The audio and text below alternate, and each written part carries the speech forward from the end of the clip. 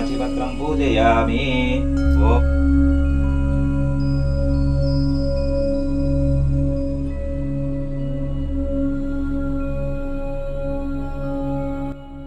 అనగా దుష్టులను విఘ్నములను అదుపులో పెట్టివాడు అని అర్థము.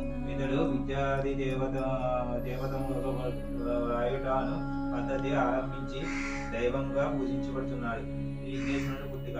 పార్వతీదేవి తలంటి స్నానము చేయదలిచి నలుగుపిండితో ఒక బాలుని బొమ్మను చేసి ప్రాణము పోసి లోపలికి ఎవరూ రాకుండగా వాకిలి వద్ద కాపలా ఉంచెను.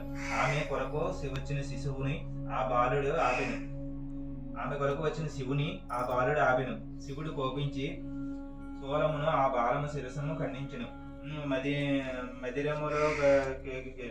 మదిరములోనికి వచ్చిన శిశువుని చూసి పార్వతి జరిగింది గ్రహించి విచారించెను. శివుడు ఆమెను ఓదార్చి ఉత్తర దిశగా తలపెట్టి నిద్రించినట్టు రాణి తలను నరికి తెచ్చి ఆ కుర్రవాణ్ణి మండములకు అతికించముండని అని తన పరివారంగా ఆదేశించెను. వారికి ఒక ఏనుగు మాత్రమే ఆ విధంగా నేను. శివుడు అతనికి శివగణములపైన సురగణములపైనను ఆధిపత్యం ఇచ్చెను. అందువలన అతడు గణపతి అయినాడు.